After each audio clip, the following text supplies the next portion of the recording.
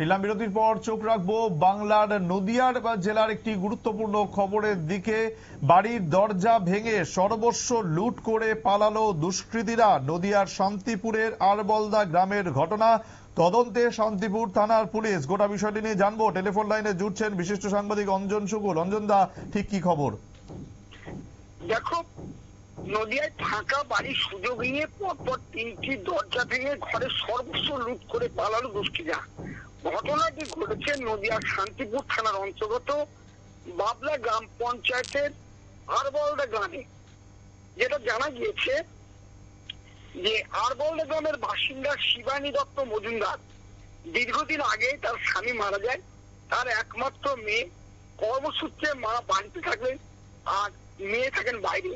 সেই কারণে মাঝে মধ্যে শিবানী দত্ত তার মেয়ের কাছে চলে যেতেন। গত শনিবার সে তার মেয়ের কাছে গিয়েছিলেন। তিনি যাওয়ার সময় সব দরজাতে তালা মেরে রেখে দিয়েছিলেন। সেই খবর ছিল দুষ্কৃতীদের কাছে। আর সেই সুযোগ নিয়েই গভীর রাত্রে দরজার সবকটি তালা ভেঙে বাড়িতে থাকা নগদ টাকা এবং কিছু দামি জিনিসপত্র নিয়ে পালিয়ে যায় দুষ্কৃতীরা। তিনি যখন বাড়িতে ফিরে আসেন ঠিক তখনই প্রথম দরজা খুলতে দেখে দরজার তালা ভাঙা।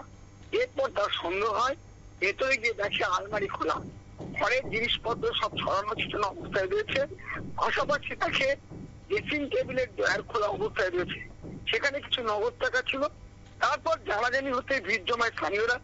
খবর পেয়ে ঘটনাস্থলে আসে শান্তিপুর থানার পুলিশ। পুলিশ এসে পুরো ঘটনাটি লিখিতভাবে নিয়ে যায়। পাশাপাশি কে বা কারা এই ঘটনার সঙ্গে যুক্ত তার খোঁজ তদন্ত শুরু করেছে পুলিশ।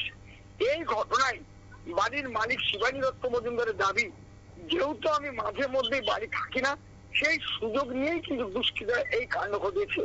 আমার ড্রয়ারের সবকিছু নগদ টাকা ছিল এবং বাড়ির সমস্ত জিনিসপত্র নিয়ে সম্পর্কে দুষ্কৃতীরা। যেহেতু আমি এই বাড়িতে একাই থাকি, সেই কারণে তিনি এখন আতঙ্কে রয়েছেন। তিনি বলছেন এই বাড়িতে আমি টিকবো কি করে।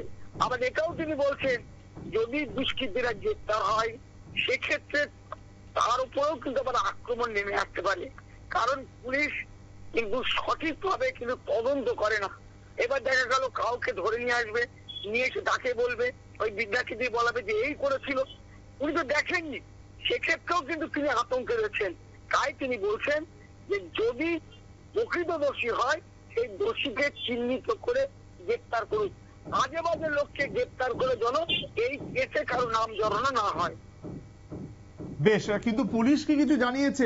এখনো পর্যন্ত কি পদক্ষেপ নিয়েছে পুলিশ? পুলিশ বলছে তদন্ত করছে। শুধু এটা নয়, গত দুদিনে কিন্তু শান্তিপুরের আরো 2টি জায়গায় চুরি হয়েছে। এখনো পর্যন্ত তদন্ত সার পুলিশের এখনো পর্যন্ত একটাকেও গ্রেপ্তার করতে পারেনি। এইখানে পুলিশের ব্যর্থতা।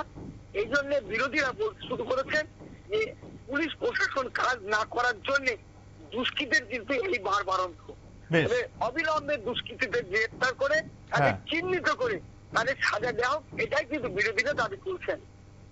অনেক ধন্যবাদ অঞ্জন দা। অঞ্জন শুকুল, বিশিষ্ট সাংবাদিক, এতক্ষণ টেলিফোন লাইনে ছিলেন, জানাচ্ছিলেন যে নদিয়ার যে ঘটনাটি ঘটেছে বা শান্তিপুরে, এবং সেখানে কিন্তু একেবারে বাড়ির দরজা ভেঙে সর্বস্ব লুট করে পালিয়ে গেছে দুষ্কৃতীরা। দেখতেই পাচ্ছেন বা ছবি, জামা কাপড় বা সবকিছু ছড়ানো ছিটানো, লন্ডভন্ড অবস্থা ঘরের।